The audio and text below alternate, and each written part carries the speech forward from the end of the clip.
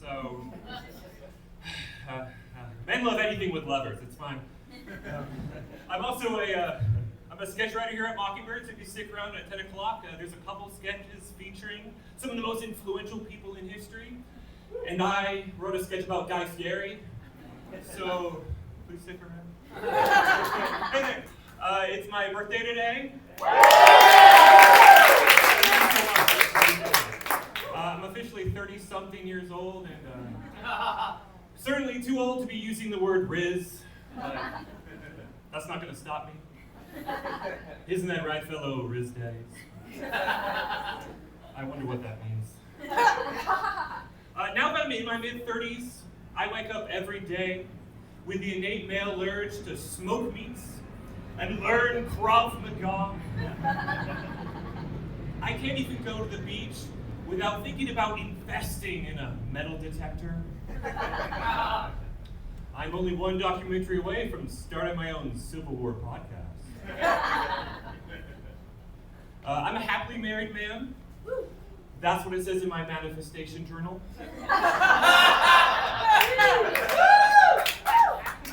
My wife's here. But it's difficult keeping things interesting in a relationship. My wife and I have recently got into role play. I'll be a hardworking medieval grain merchant, and my wife will take on the role of a woman who is super not into it. I'll offer her a loaf of my finest cockle bread, and she'll ignore me. She even has a safe word. Cut it out. My wife is really smart, like way too smart for me. She has 2 master's degrees and a doctorate, but she married a Gemini who does stand-up comedy, so she clearly has great taste as well. We've been married for 9 years now, and I haven't worn a wedding ring for most of that time. I found it really uncomfortable. Apparently my skin is sensitive to monogamy.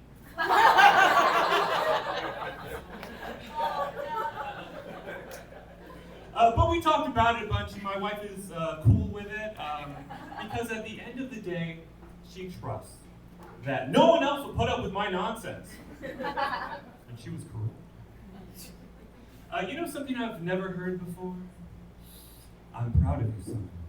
That's why I'm up here, it's cool. I've also never heard someone say, I'm great with names. If I ever forget your name, you're gonna hear me say, hey, big dog, who let you in here? Or my personal favorite, yes, chef. I don't even remember the last time I used my wife's name. It's been over 12 years. Under my emergency contacts, she's just listed as Babe.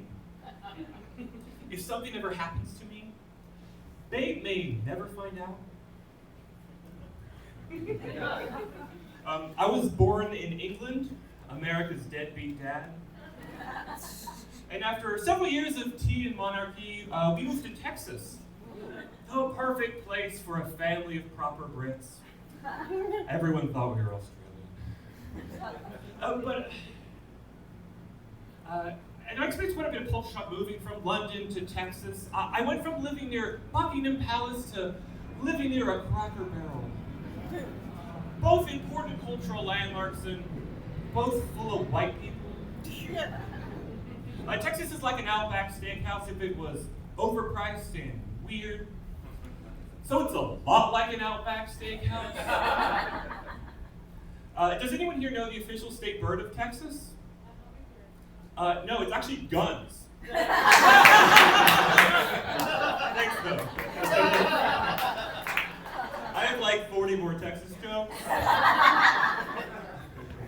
No, I'm just kidding.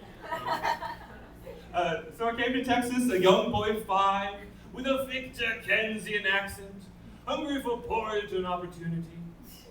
But because of that accent, my elementary school immediately placed me into speech therapy, where the only rule was be yourself, as long as you don't sound like an immigrant. Did I mention this was in Texas? In speech therapy, I traded Worcestershire for barbecue sauce, the queen for barbecue sauce. And the only good thing about it was I met my Scottish best friend.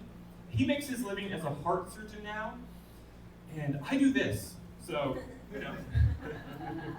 My first job was at Little Caesars Pizza. Weird, that usually gets a standing ovation.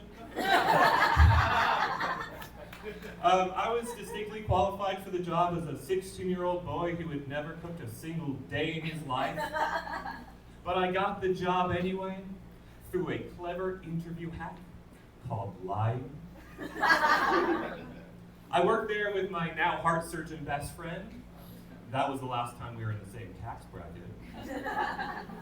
We were employed at a Little Caesars in Texas, and just like the great state of Texas, we had a 1-star rating. One more Texas joke. I'm really thankful that the love of my life is here with me tonight.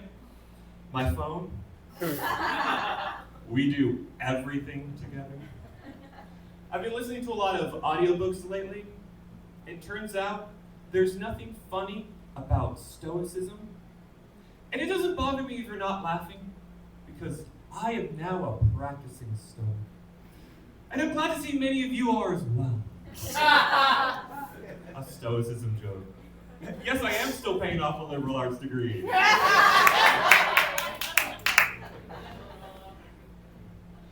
I've been learning different languages on Duolingo. Right now, I'm focusing on German. And I have to say, it's going muy bonita. As they say in Spain, donka. Thanks, Duolingo. I've also been playing a fantasy role-playing game on my phone called Zillow. And sometimes I'll play it right before bed, just so I can dream about home ownership. I even have an app that can accurately predict my mood. Chase Mobile Banking. Oh, and I've been pre-selected for a home loan up to $750,000.